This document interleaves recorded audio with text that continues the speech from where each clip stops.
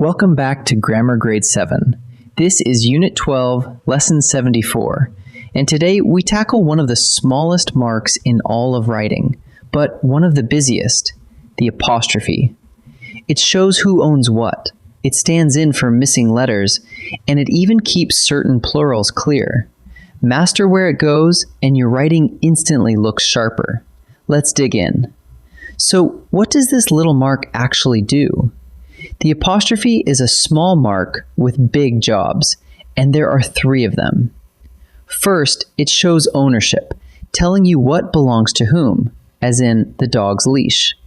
Second, it stands in for missing letters when we shorten words, like turning do not into don't.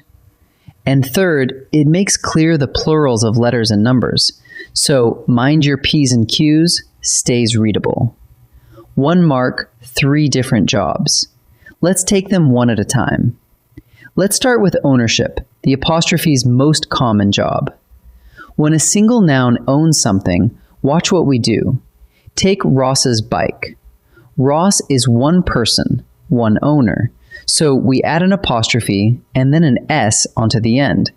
And now the bike clearly belongs to Ross. The same move works for the dog's leash, the leash of one dog.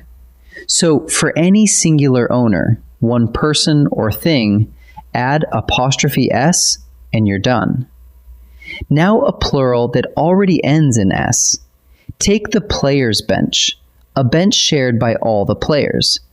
Because players already ends in S, you add only an apostrophe with no extra S after it. The apostrophe simply lands after that S. The teacher's lounge works exactly the same way, and so does the students' lockers. If the word already ends in S, resist the urge to add another one, just the apostrophe. Some owners are special. First, a plural noun that does not end in S, like children. Since there is no S already sitting at the end, you add apostrophe S, giving the children's toys. Second, indefinite pronouns, words like everyone and somebody. They work the same way. Everyone's coat, somebody's phone. In both cases, there is no S at the end to bump into, so the apostrophe and S slide right on. Here is the trap that catches almost everyone. A possessive pronoun never takes an apostrophe. Look, its caller, spelled ITS, correctly shows that the caller belongs to it. But its caller, with an apostrophe, actually reads as it is caller, which makes no sense at all. The same holds for yours, theirs, ours, and hers. None of them ever take an apostrophe. A possessive pronoun already shows ownership on its own, so it never needs that little mark. The apostrophe's second job is joining words into contractions. Do not becomes don't, and the apostrophe holds the spot where the O disappeared. It is becomes its. They are becomes their. Each time, 2 words squeeze into one, and the apostrophe stands in for whatever letters we drop. The apostrophe's third job is a quieter one, making plurals clear. To make the plural of a single letter, a figure, or a word used as a word, you add apostrophe S. Mind your P's and Q's. There are 2 7s painted on the door. You've used too many ands in that sentence. Without that apostrophe, P's could look like the word piss. So adding S to letters, figures, and words keeps the plural clear and readable. Let's boil it all down to a quick check. First, does something own something? If yes, add apostrophe S, or just an apostrophe if the word already ends in S. Second, is it a possessive pronoun like its or yours? Then use no apostrophe at all. Third, are 2 words joined into one? That's a contraction, like don't. And fourth, are you making the plural of a letter or a number? Then add apostrophe S. Ownership, gaps, and clear plurals. Let the apostrophe do all three. Time to practice. In this first set, read each sentence and choose the correct apostrophe form. Think about whether the owner is singular or plural, and whether it already ends in S.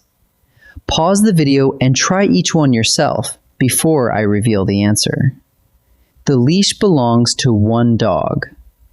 The owner is singular, just one dog. So we add an apostrophe and then an S, giving us dog's leash. So the answer is dogs. The bench belongs to all the players. Players is plural and it already ends in S, so we add only an apostrophe with no extra S after it. That gives us players bench. So the answer is players. The puppy wagged blank tail happily. The tail belongs to the puppy, so we need a possessive pronoun. Remember, its, meaning belonging to it, takes no apostrophe, while its with an apostrophe would wrongly mean it is. So the answer is its. In this second set, each item uses the apostrophe in a different way. Decide whether you need ownership, a contraction, or a plural of a letter. Pause and choose before I answer. The toys belong to the children. Children is already plural, but it does not end in S, so we treat it like a singular owner and add apostrophe S. That gives us children's toys. So the answer is children's. We blank have any homework tonight, meaning we do not have homework. Do not squeezes into one word, and the apostrophe stands in for the missing O. Watch its placement carefully. D-O-N apostrophe T. So the answer is don't. Be sure to dot all your blank and cross your T's. Here we need the plural of a single letter, the letter I. To keep it clear and readable, we add apostrophe S, giving us eyes. So the answer is eyes. Let's gather up today's lesson.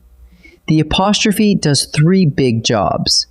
For ownership, add apostrophe S to a singular noun and only an apostrophe to a plural that already ends in S.